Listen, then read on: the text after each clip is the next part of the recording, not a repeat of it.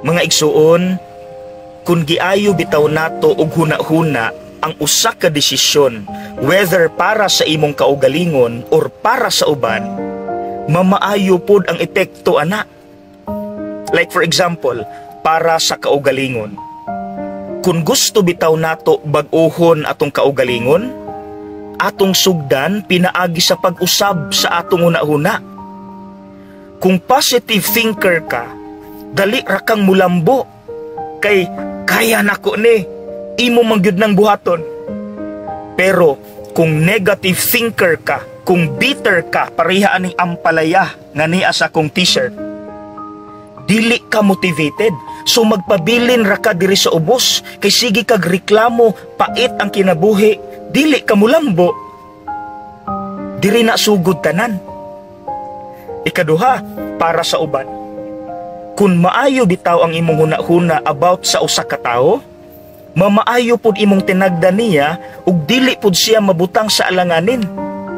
Ug maunay nahitabo diri sa ebanghelyo karong ikatulo nga adlaw na sa simbang gabi. Si Jose maayong tao. Engaged na sila ni Maria. Sumala sa ilang balaod. Once engaged na mo, minyo na mo. Bawal pa lang ang mag-ipon ug mag-sexual intercourse. So karon, nahibaw ni Jose, buros si Maria. Dayon kabalo siya nga dili siya ang tatay kay wala pagud sila mag-ipon. Ug kinsa gud po'y mutuon ni Maria nga gikan sa Dios, nga ordinaryo raman siyang babayi sa una. So sa kaguol ni Jose, maayo na lang, maayo siya gunahuna, maayo siya mamalandong. So iya na lang untang bulagan sa hilom aron dili mapakaulawan si Maria ug aron dili patyon.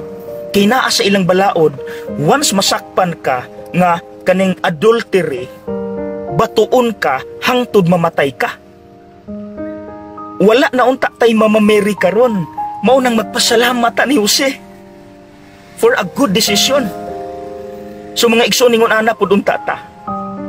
Ayaw paabuta nga nakahimo na kag usa ka desisyon nga wala pa nimo na pamalandungi og ayo kay dako kay nagdamage sa tawo nga imong nabuhatan or nasultihan.